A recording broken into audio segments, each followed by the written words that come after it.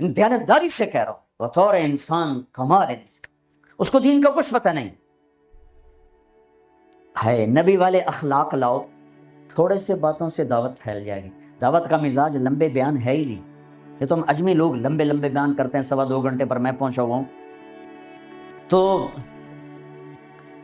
دعوت مختصر ہو، اخلاق بلند ہوں، تیر کی طرح اندر بات جائے گی۔ باتیں لمبی ہیں، اخلاق سے خالی ہیں، اوپر سے گزر جاتی۔ لوگوں کو محبت دو، پتہ نہیں کیا کیا ہیرے بکھرے پڑے۔ میری عامر خان سے ملاقات ہوئی، اللہ کی قسم بطور انسان کروڑوں میں ایک آدمی، کروڑوں میں۔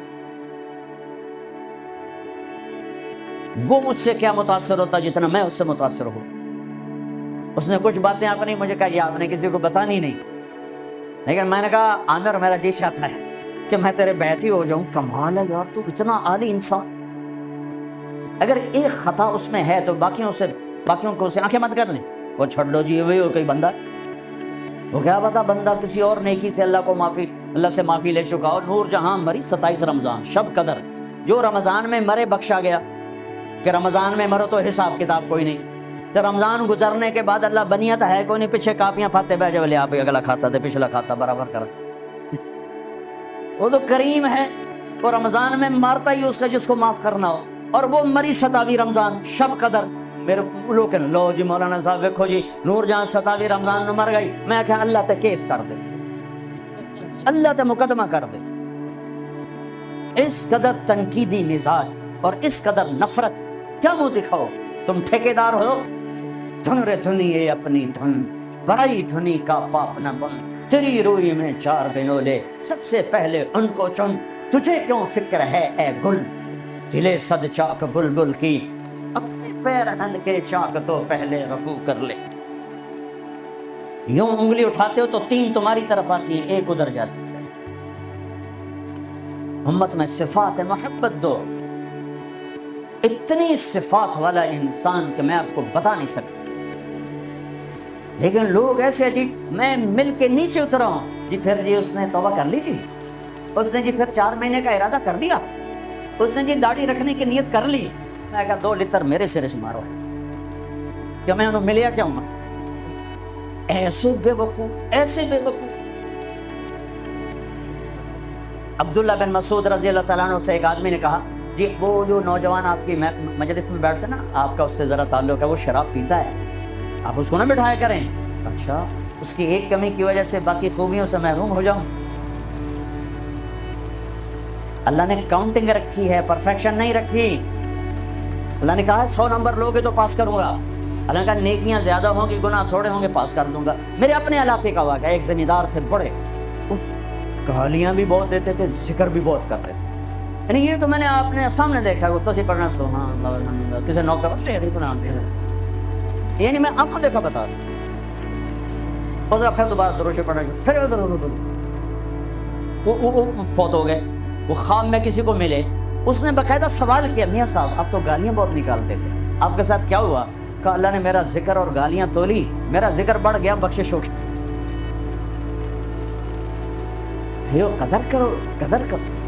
میں آپ کو یعنی اندر کے دیانتداری سے کہہ رہا ہوں، بطور انسان کمال انسان،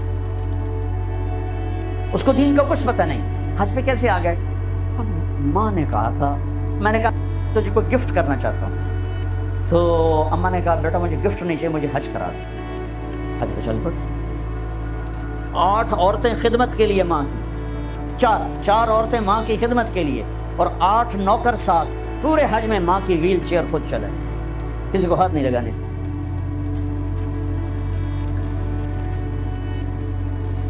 تمہیں کسی میں کچھ نہیں نظر آتا، کلمہ تو نظر آتا ہے نا، اسی کی قدر کرو۔ میرا کزن تھا، فوت ہو گیا، اس نے زندگی میں وہ نمازیں پڑھی جو اس میں پکڑ کے رہے، میں کہا بھائی فضر آنا نماز پڑھی بس، اس نے یا عید کی 2 نمازیں سال میں، یا وہ نمازیں جو میں پکڑ کے کھینچ کے لے گیا۔ ایک دن اس کی گاڑی میں جا رہا تھا، وہ چلا رہا تھا، میں آگے بڑھ، مجھ سے کہنے لگا طارق میاں میں آج تک قبلے المنہ کر کے تھکیا نہیں، میں نے شرم آتی، میں اس کا منہ دیکھنے لگا، ہر ایک اس کے اندر تھا۔ طارق میاں میں کدی قبلے منہ کر کے تھوکیا نہیں، میں نے شرم آتی،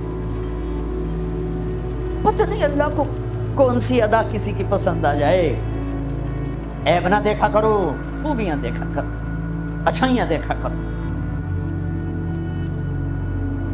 محبت ایک جادو ہے، جادو سر چڑھ کے بولتا ہے۔ چپ رہنا سیکھو، چپ رہنا سیکھو۔ ایک واقعہ ہر جگہ سنایا، یعنی آخری بیان ہے اس سفر کا، اسی پر بیان ختم کروں گا۔ ہماری ایک دھوبن تھی ماسی شریفہ، ماسی شریفہ مشہور ہو گئی پورے برطانیہ سے۔ 85 میں مری تھی، ہمارے کپڑے دھوتی تھی، تو آ گئی میری بہن کے پاس، کہنے لگی بی بی اے میری نوواں میرے نال بڑا لڑتی ہیں، لڑتی خود تھی، تو میں نے کوئی تویز دے اس ساریا میری نوکر بن جاؤ۔ دیکھو ایک بات بتا کے پھر یہ سنا، ساس سسر اور بہو یہ ایک انتہائی پینک پیدا کرنے والا رشتہ بن چکا ہے، اس لیے کہ ساس اور سسر حد سے آگے بڑھے ہوئے ہیں ہمارے معاشرے میں۔ ساس اور سسر کا بہو پہ شرم کوئی حق نہیں، کوئی حق نہیں۔ وہ پہلے سے ذہن بنا کے بیٹھے ہوتے ہیں، پتر دی شادی کرنی، سانو کو روٹی تک کھواوے، چاہ تک پواوے، میرے ذمے ہے میں اپنی ماں کے لیے چائے روٹی کا انتظام کروں، میری بیوی کے ذمے نہیں ہے کہ ان کے لیے کچھ انتظام، اگر وہ کرے گی تو اس کی نیکی ہے، احسان ہے، نہیں کرے گی تو مجرم نہیں۔ ساس سسر کیسے حق ادا کرتے ہیں؟ میرے نبی بھی سسر ہیں۔ آپ حضرت فاطمہ کے گھر گئے تو وہ پریشان بیٹھی، آپ نے کہا فاطمہ کیا ہوا؟ کہ میری علی کی لڑائی ہو۔ اب جب لڑائی ہوتی ہے تو بچی کے ماں باپ بچی کے ساتھ، لڑکے کے ماں باپ لڑکے کے ساتھ، اور دونوں طرف سے گالم گلوچ، پھر مقدمے، پھر طلاقیں۔ تو میرے بھائیوں لمبی بات ہو گئی، میں آخر میں عرض کرتا ہوں کہ آؤ آج ہم اللہ سے صلح کر کے اٹھیں۔ ماشاءاللہ سب نوجوانوں کی فصل ہے، سب خوبصورت نوجوان بیٹھے ہوئے ہیں۔ میں آپ سب نوجوانوں سے کہتا ہوں، جو دوسرے میرے بھائی بیٹھے ہیں ان سب سے، جو باہر بیٹھے ہیں ان سے، کہ آج تک جو ہوا یا اللہ معاف کر دے، اور آئندہ ہم توبہ کرتے ہیں، تیری مان کے چلیں گے۔ کرتے ہو نیت توبہ کی؟ کرتے ہو نیت توبہ کی؟ میرے ساتھ کہو یا اللہ میری توبہ، پھر کہو یا اللہ میری توبہ، پھر کہو یا اللہ میری توبہ۔ اگر یہ سچی ہے تو مبارک ہو، سب گناہ معاف ہو۔